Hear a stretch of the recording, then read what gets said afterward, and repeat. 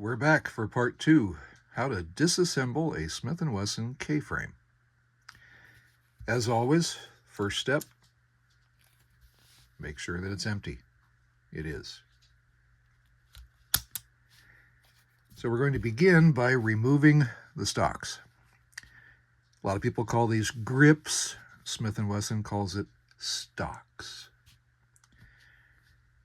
Using a Forster No. 1 screwdriver, there are 1,000 videos out on YouTube about the difference between a hollow ground screwdriver and a standard screwdriver.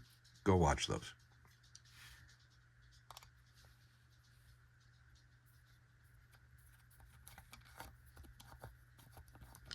Screw was not really that tight. That's okay. You don't have to clamp down on this screw. There's one. There's the other. Now, just in case the stock panels are stuck and you have a hard time getting them off,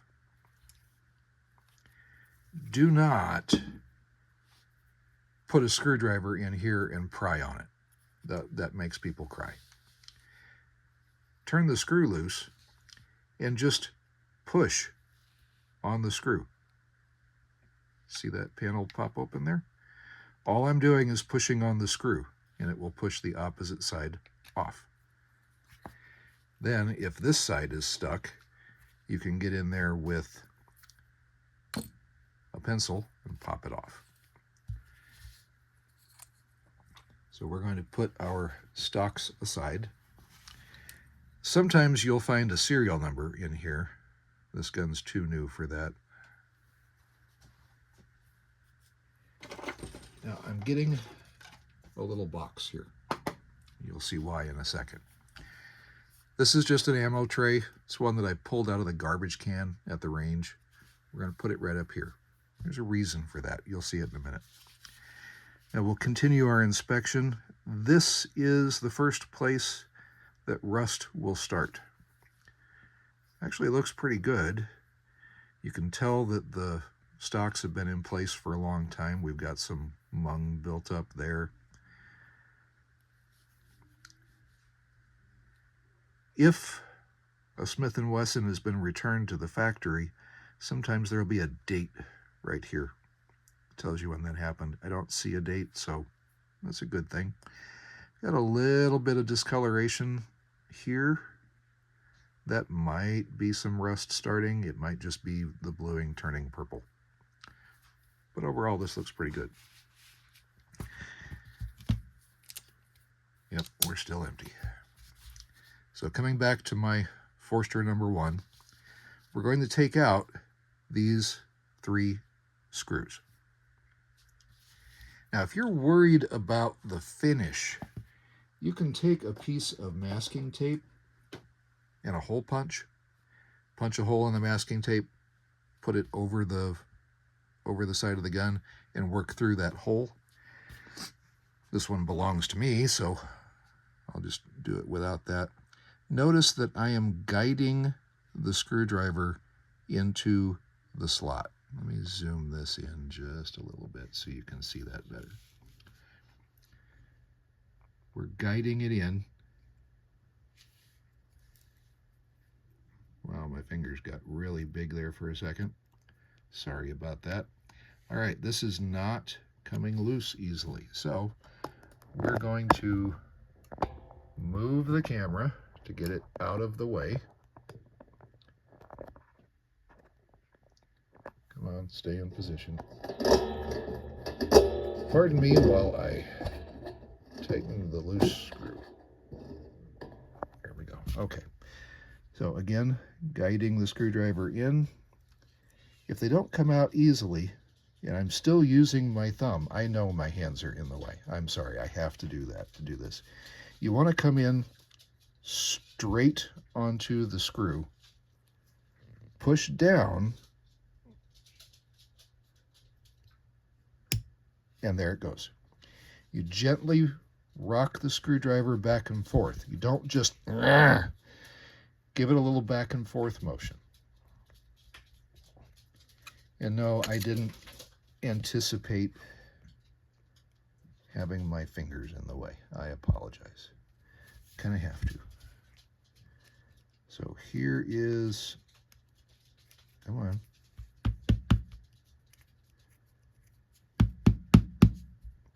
This is what we call a clue. There. So if you look at this screw, there is a little shoulder right here where it's not threaded.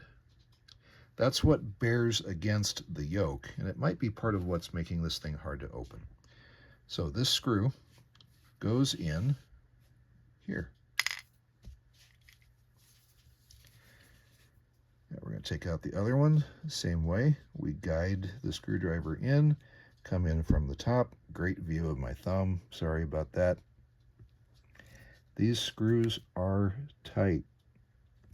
Come on. And notice that I'm rocking back and forth. I'm not just muscling it. I know you have a great view of my hand right now.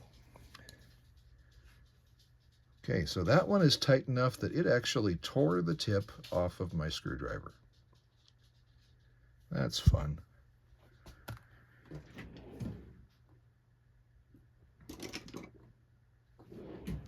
We'll get on another one. And actually for this, now that I know that thing's pretty tight, I'm going to switch over to a different screwdriver. I'm going to use one with a replaceable bit. Let's make sure that it fits first.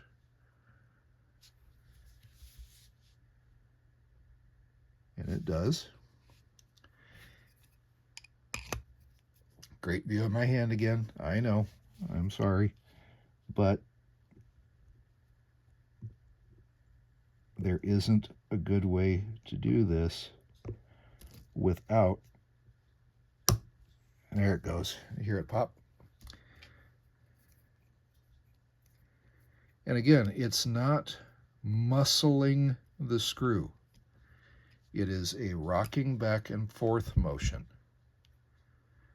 Notice that this screw also has that little portion that is not threaded. This is what I mean about getting the two mixed up. So we're going to come back to this guy. Our first screw is in that hole. So we're going to put this one next to it. They go in the order that they come out of the gun. So I'm anticipating that this screw is going to be a little stuck too, because the other two were. You're going to get a good view of my hand again. Guide in, press straight down, and rock back and forth. And there it goes.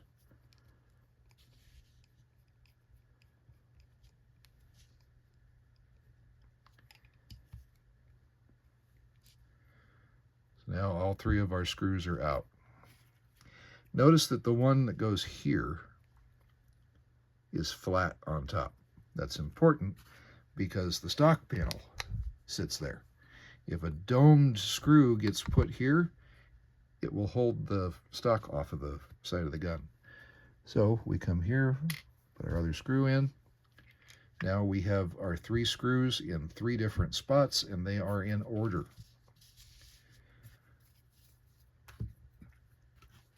Next up, we need a little different screwdriver because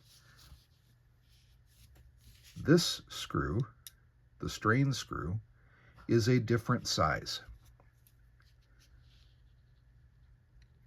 Guide it in. And we back the screw off. I'm going to go ahead and take it all the way out. Now this is not an adjustment screw. A lot of people will tell you, oh, you can adjust the trigger pull just by loosening this strain screw. It's not what it's for. This screw needs to be screwed in tight all the way, all the time. If you want to adjust things, you adjust the length of the screw, not how far in and out it's turned. So we will put that into our little box. Now our hammer spring is loose. Sometimes you can get it out. Oh, hey, there it goes. There's our hammer spring. We'll put it right up here. I'm going to reposition my camera again. Zoom out just a touch.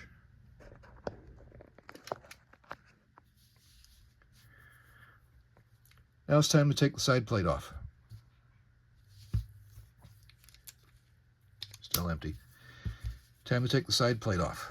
Do not even think about putting a screwdriver in here and prying. That does horrible things. What you need is a piece of wood. This is a hammer handle.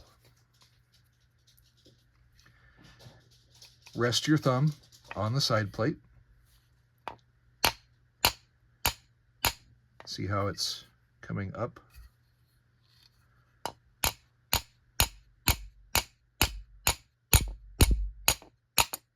And there it goes.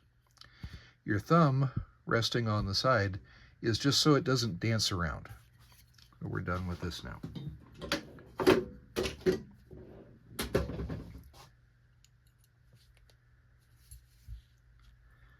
Let's take a look at what our side plate has to tell us. Yes, there are shiny spots here and here, though that looks like that's all in one big stripe. So I'm not that worried about it. What I'm looking for, that looks like finishing. What I'm looking for are specific marks. Like if there are marks here, that would be from this piece, the rebound slide. If there's marks here, that would be from this piece, the rear leg of the bolt. If there's marks here, that would be from the trigger. But this looks pretty good. So we're going to set this aside. And now let's look inside the gun. We're going to zoom you in a little bit. Now this piece that is kind of flopping around right now, that came out when we took the side plate off. This is the hammer block. It normally sits here. And that prevents the hammer from falling all the way unless the trigger has been pulled. So that piece comes out and gets set aside. Components of the inside. We have the hammer. We have the hammer stirrup. This is what your hammer spring hooks to. It looks like that when the hammer spring's in place.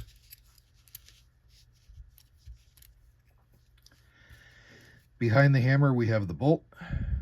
Below the hammer is the rebound slide. Inside the rebound slide is the rebound slide spring. This is the hand. This is what turns the cylinder. Here's your trigger. Here is your cylinder stop. You can see a cylinder stop spring right there. Now you notice that I took this out before the side plate came off. That's very important because these studs that the trigger, I'm sorry, that's the hammer. The hammer stud, the trigger stud, and the rebound slide stud are supported by the side plate. You really want to avoid having any tension on these while the side plate is off. So next thing we're going to do, this is where we need a special tool. Need this weird looking thing. This is a rebound slide tool. It fits right here. And it allows you to compress the spring. You can see the spring move, and lift, because that spring is retained by this pin. Now, once again, you're going to get a good look at my thumb, because the way to keep that spring from going zing across the room, no, I wasn't calling you. The way to keep that spring in the gun is to put your thumb over it as you lift up. So the motion is to push and lift, and then I'm going to trap that spring under my thumb. Very handy tool. Yes, you can do that with a screwdriver that has had the sides ground off. It's much easier with the right tool. So here is our rebound spring. Nice strong one. Here is our rebound slide. Oh, that's not even oil. That's more like varnish. That's oil that's trying to turn back into a dinosaur. So that's going to be part of our issue. So we'll wipe that off. After, you can actually see there's hardened oil on there. Okay, we'll put that piece aside. Now we can manipulate the action. You know, there's no tension on it now.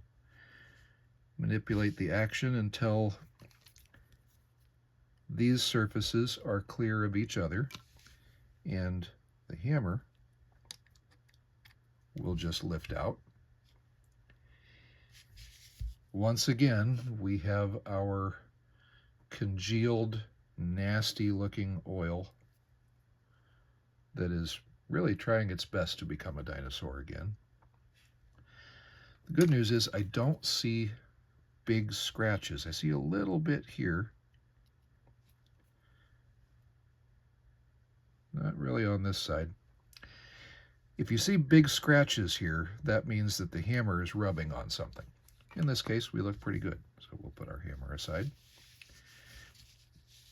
Notice that the trigger is stuck back here now.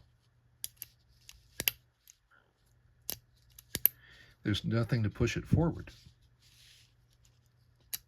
But this does show you how the hand moves the cylinder. And it will show you how the cylinder stop works in relation to the trigger. Cylinder stop is pulled out of the way at the first motion.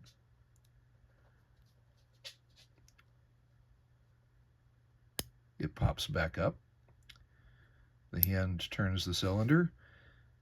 The cylinder stop pops back into the notch long before the completion of the trigger pull. So to get the trigger out, you have to pull back on the hand to clear this slot that it fits into right here. So we're going to pull back on that, lift the trigger out. Again, if it is stuck, if you feel like you need a tool, stop. It should just lift out. Now the hand is spring-loaded. Do not be afraid, it's okay. I'll show you how to put that back on later. We're almost done here. So without that screw in place, if we open the cylinder, the yoke, Colt calls this a crane. In Smith Wesson, it's a yoke. That can just be slid forward, and oh my, this is gunked. Wow, okay. Notice how it came out as a unit. Now I can actually feel right there a little hesitation as it goes around. The cylinder assembly comes off of the yoke like that. This is our yoke barrel. It's where the cylinder rides, and you can see again we have stuff that's trying to turn back in the dinosaurs. The same down here, a little bit right there. That screw that we were talking about earlier fits right here. And that's what keeps everything together. It's just that little bitty screw that keeps this from coming out. And I'm looking for the wear pattern. You can see where it's been fitted right here. We'll clean things up and see if just getting all of the mung off of it helps with opening and closing. So we'll put that aside. There's not a whole lot left in here. Cylinder latch. If you take your finger and push right there, it helps clear it from the frame because it actually sticks through the frame. This is part of the cylinder latch. I'm going to pull down here and move it. There is a little bitty spring right there that you have to watch out for. Earlier guns have a screw that goes in right here to retain that. This one does not. So to take that out,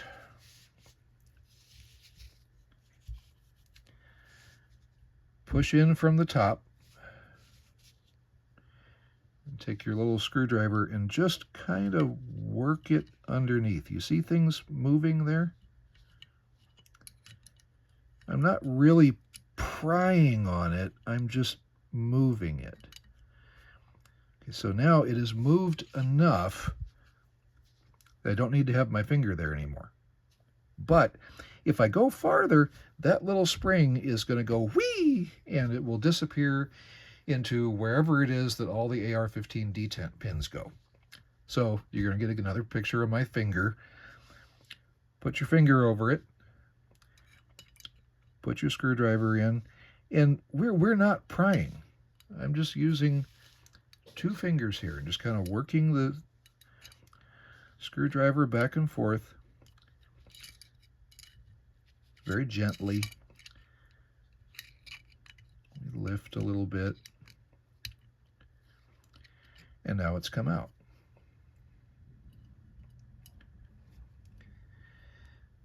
And there is your cylinder stop and its spring. Now the spring comes out, so we'll put it aside. Look at the nastiness in there. This is, yeah, that's gross. Okay, we're almost to the end of disassembly.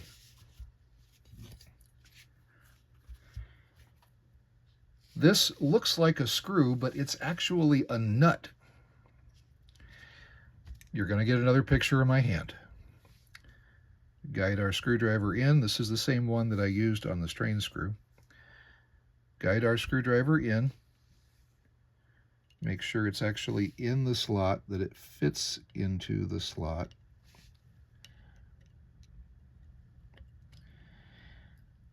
It's not fitting into the slot well, so I need a different screwdriver. Don't just try to force it.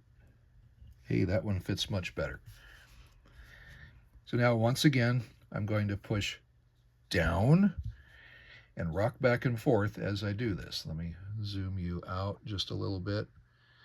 Kind of also see how I've laid out the pieces there. So we're going to push down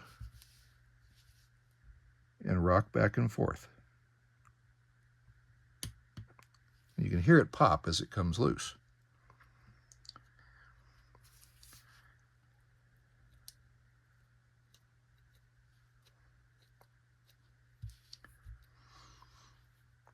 All right, I'm going to zoom you back in.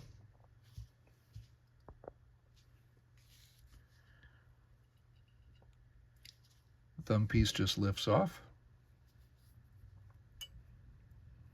There's your thumb piece. And this is that thing that looked like a screw. It is a nut with a screw slot.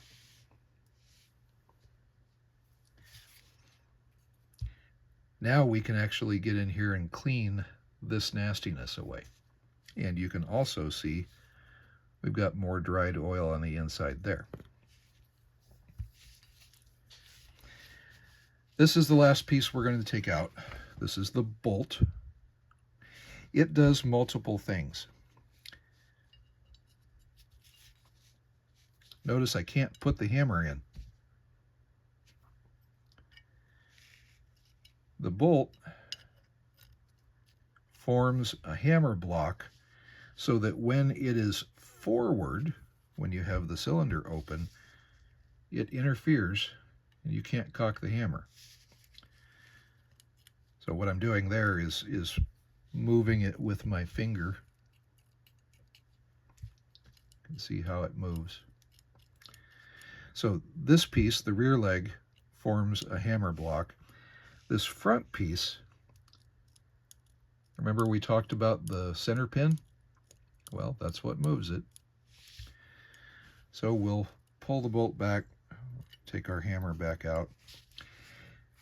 Now the world's tiniest spring lives inside here. Excuse me. So as you take this out, again, thumb. If you're worried about it, get a plastic sandwich bag. Put the whole gun inside the sandwich bag and do it there. So I'm going to, on the other side, I'm manipulating this. I'm going to bring this back, and I'm going to push with this finger. I'm pushing on the stud, and that is lifting the bolt. And I'm also going to pull a little bit here and keep lifting, and there's a little snap right there. That was this plunger down in here coming up to the next level inside the frame.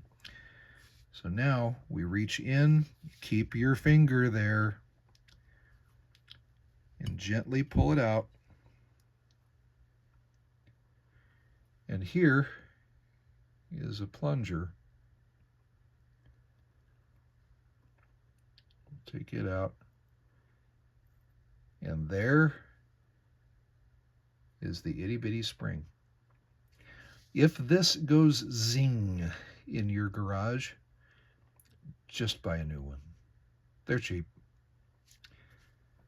We call it paying the stupid tax. So we're going to set that aside. Here's our bolt. We will set it aside. And now we're about as far apart as we're going to get. There's nothing left here inside the frame that can come out. The studs are pressed in. Technically, if we really wanted to, we could drive out that pin and remove the forward latch assembly. There is I'll use my broken screwdriver. There is a spring in there that moves, or that helps this latch return to that position. I've never needed to do that. You can if you really want to. I don't recommend it. It takes a very special punch because that pin is rounded on the edge. You run the risk of really screwing up the finish right here. And this stuff works wonderfully. Just spray it in. It'll be fine. So there it is. You have a bare frame. We'll zoom out and show our pieces that are laid out. We have our stock panels. We have our hand, our trigger, our hammer. Within the hammer You have the double action sear. We'll take that out later. Cylinder stop return spring, cylinder stop. Just lost the word.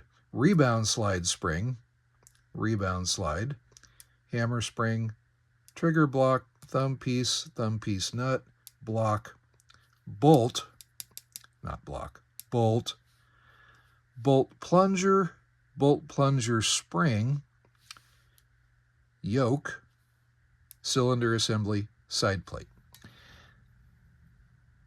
Now this still needs to come apart. So let's move our frame, and we have this guy. Zoom in, there we go. This rod threads into that piece inside there. Sometimes you can just turn it loose, usually not. So there is a tool for that. Yes, it is possible to do it with vice grips. That leaves great big gouge marks in here. Please do not. If you don't want to spend the money to get the tool, wrap this in tape, put it into a padded vise. I have the tool. The tool is cheap. The tool lets you do Smith Wesson K, L, and N frames, J frames, and Security 6 from Ruger. So you tighten this tool around the ejector rod, and now it has a handle. But we need something. We need something to support the ejector star itself, because you really do not want to put all the torque against these itty-bitty guide pins. That's not fair to them. So, empty case, empty case, empty case. Now, the ejector star can't turn because the cases are filling up the chambers. Fun thing here, this is not right-hand thread. Lefty-loosey, righty-tighty does not work anymore. So this, hold it in both hands, rock back and forth again, and check this out. Turning it to the right loosens it. That's very important to remember. That's my wireless doorbell telling me somebody's outside. So as this comes apart, you'll find several things.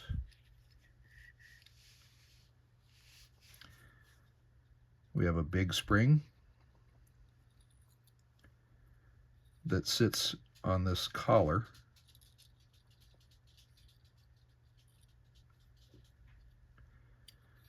We have a little spring that sits on the center pin. We have the ejector rod itself. I'm just going to leave it in here for now. Then, if you poke in here,